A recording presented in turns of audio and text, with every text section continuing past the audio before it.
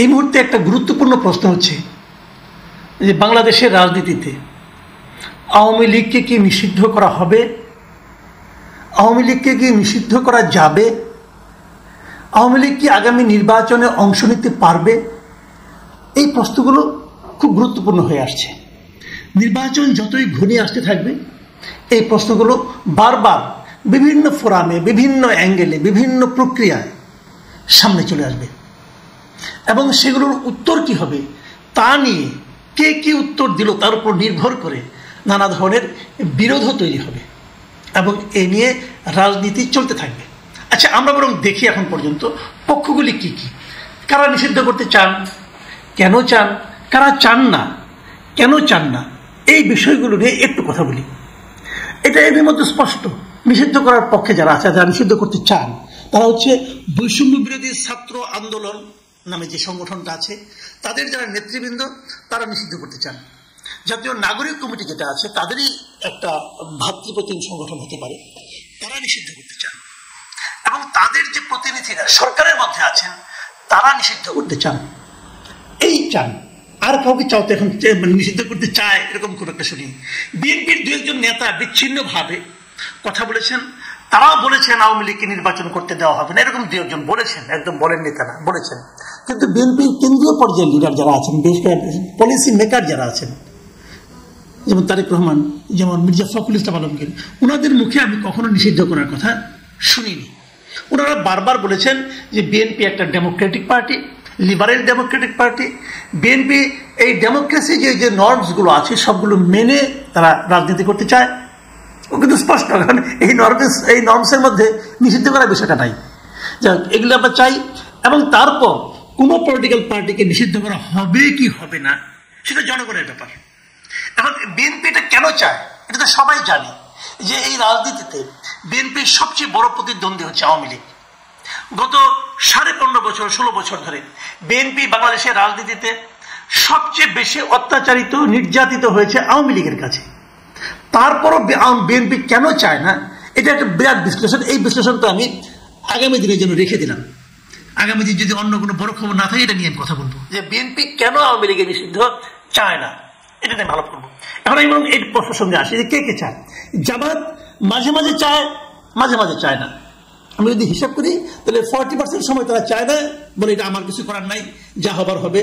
আবার 60% ক্ষেত্রে তারা বলে, তাদের নেতারা বলেন যে আমরা এটা নিষিদ্ধ চাই।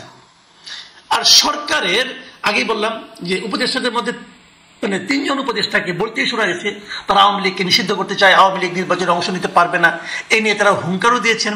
সর্বশেষ দেখলাম সপ্তাহখানেক আগে বিএসএস এর কাছে একটা ইন্টারভিউ আসিফ মাহমুদ সজীব ভুঁইয়া স্পষ্ট বলেছেন যে আওয়ামী লীগকে নিষিদ্ধ করার জন্য নানা প্রক্রিয়া সরকার শুরু করে দিয়েছে। এটা কিভাবে শুরু করলো আমি জানি না, কারণ এর আগে কয়েক মাস আগে আমরা প্রফেসর ইউনূসকে শুনেছি, উনি বলেছেন, বিভিন্ন ফোরামে বলেছেন, বিভিন্ন পত্রিকাকে বলেছেন, বিভিন্ন মিডিয়াকে বলেছেন যে কোনো রাজনৈতিক দলকে নিষিদ্ধ করার কোনো ইচ্ছা তাদের নাই। এটা বলেছেন উনি। হিন্দু ইন্ডিয়ার যে বিখ্যাত পত্রিকা দ্য হিন্দু, সেখানে উনি বলেছেন যে ওনারা কোনো রাজনৈতিক দলকে নিষিদ্ধ করতে চান না।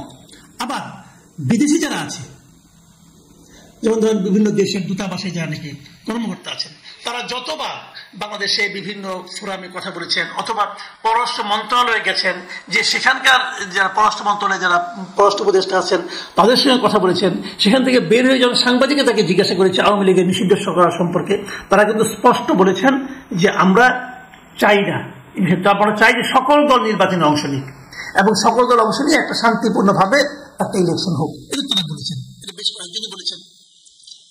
যুক্তরাষ্ট্রের মার্কিন পররাষ্ট্র দপ্তর তাদেরকে প্রশ্ন করা হয়েছে, তারাও একই কথা বলেছেন যে সবাই অংশ নেই, তারপরে যারা হয় এবং সবাই যেন নির্বাচনে অংশ নেওয়ার সময় নির্বাচনী প্রচারণায় সমান সুযোগ পান, তারা এমন কথাও বলেছেন। তাহলে এই গ্রুপটা কেন তার নিষিদ্ধ চাচ্ছে এবং শেষ পর্যন্ত তারা নিষিদ্ধ করতে পারবে কিনা? দেখুন, গতকাল আপনাদের মনে আছে যে ওই গাজীপুরের ঘটনায় বৈষম্যবিরোধী ছাত্র আন্দোলনে একজন মারা গেল, ওই আকম মুজাম্মেল হকের বাড়িতে যে মারামারির ঘটনা, সেখানে আবুল কাসেম নামে একজন লোক, তিনি বৈষম্যবিরোধী ছাত্র আন্দোলনের মেম্বার ছিলেন, তিনি মারা যান।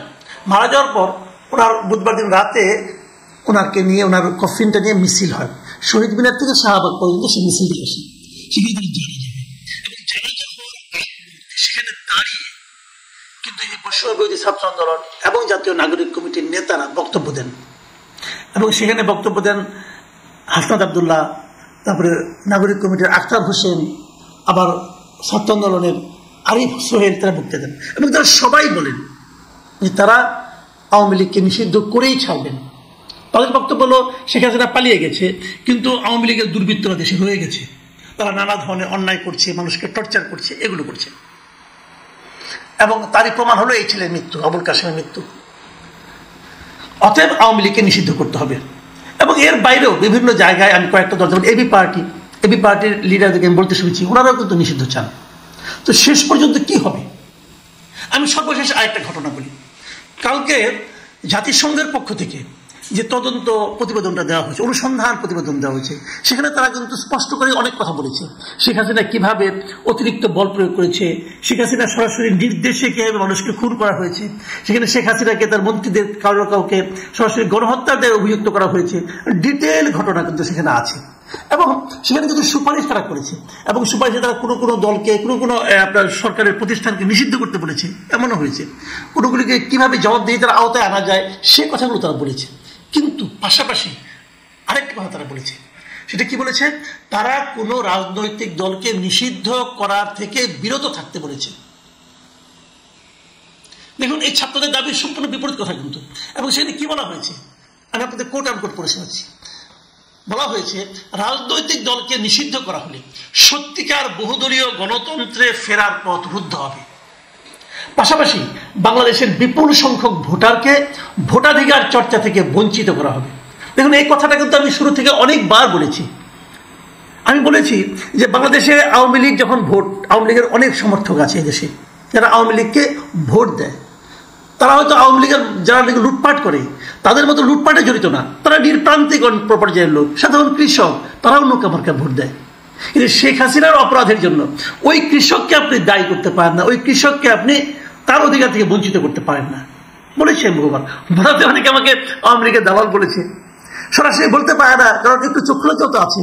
কারণ বিগত সময় আওয়ামী লীগ যখন সরকার ছিল, তখন যারা এই দেশে থেকে আওয়ামী লীগ সরকারের কর্মকাণ্ডের বিরোধিতা প্রকাশ্যে করেছে, যদি তাদের একটা লম্বা তালিকা করেন, সেই তালিকার শেষ দিকে হলে কিন্তু আমার নামটা ভাই রাখতে হবে। আমি বলেছি, অনেক রিস্ক নিয়েই বলেছি। কিন্তু সরাসরি দালাল বলতে পারে না, কিন্তু একটু ঘুরিয়ে বলে কি যে তুমি তো আওয়ামী লীগের গোপন দালাল ছিলা বলে। কিন্তু এখন তো এই কথাটা জাতিসংঘের প্রতিবেদনে আসলো, জাতিসংঘের যারা তদন্তকারী দল ছিল তারা বলছে, তারাও কি আওয়ামী লীগের দালাল? এই কথাটা বলেন, তারাও কি আওয়ামী লীগের দালাল? তারা যে চিন্তা থেকে কথাটা বলেছে, সেই একই চিন্তা আমার মধ্যেও আছে। আমি ওই একইভাবে চিন্তা করি যে গণতন্ত্রের মূল বক্তব্য হলো সকলকে তার বক্তব্য নিয়ে জনসাধারণের সামনে আসতে দেওয়া। জনগণ সিদ্ধান্ত নেবে তারা কাকে গ্রহণ করবে, কাকে বর্জন করবে। বাংলাদেশে অনেক রাজনৈতিক দল হারিয়ে গেছে, অনেক দল, বড় বড় দল ছিল, হারিয়ে গেছে, খুঁজে পাবেন না। কেন পাবেন না? জনগণ প্রত্যাখ্যান করেছে। অনেক আছে এখনো, আমি বলি যে এই দেশে মুজাফফর নেপ নামে একটা দল ছিল, অথবা ভাসানী নেপ নামে একটা দল ছিল। অনেকে আজকালকার যখন ছেলেমেয়েরা হয়তো চিনবেনও না এটা কোন দল ভাই। জনগণ এই দলকে আর গ্রহণ করেনি। মুসলিম লীগ একটা দল ছিল, যার নেতৃত্বে পাকিস্তান হয়েছিল, এত বড় দল হারিয়ে গেছে। তাকে কেউ নিষিদ্ধ করছে না? কেউ করেনি, হারিয়ে গেছে। জনগণ তাকে আর চায় না। সেভাবেই হারিয়ে যাবে যদি জনগণ না চায়। কিন্তু জনগণকে আপনি চাইতে দিবেন না, বলবেন আমি যা চাই তুমিও তাই চাও, তা তো হয় না রে ভাই। এই যে বিষয়টা জনগণকে বলা, তুমি তোমার মতো চাইতে পারবে না, আমি যা চাইবো তুমি সেটা চাইবা। যেটা নাকি গত 1 জানুয়ারি 2024-এর 7ই জানুয়ারির যে নির্বাচনটা হয়েছিল, আওয়ামী লীগ কি করেছিল? আমরা বলেছিলাম যে আমি আর দামি নির্বাচন হচ্ছে। সেটার ব্যাপারে জাতিসংঘ কি বলেছিল, ইউরোপীয় ইউনিয়ন কি বলেছিল মনে আছে আপনাদের? বলেছিল যে ভোটারদের জন্য ভোট দেওয়ার জন্য পর্যাপ্ত সংখ্যক বিকল্প ছিল না। আমি বহুবার বলেছিলাম বড় লম্বা ব্যালট পেপার, কিন্তু আপনি যেখানেই সিল দিবেন ওইটাই আওয়ামী লীগ। যদি বিএনপি কেউ এখানে সিল মারতে চায় তার জন্য কোনো জায়গা নেই। এই একই কথা এখনো হবে যদি আপনি আওয়ামী লীগ ইলেকশন করতে না দেন। তো তাহলে এদের যে বক্তব্যটা, এই বক্তব্যটা কিন্তু এই কথাটাই বলছি যে যদি এটা মানে কেবলমাত্র বহুদলীয় গণতন্ত্র ফেরার পথ রুদ্ধ হবে না, সেই সঙ্গে কি হবে, বাংলাদেশের বিপুল সংখ্যক ভোটারকে ভোটাধিকার চর্চা করা থেকে বঞ্চিত করা হবে।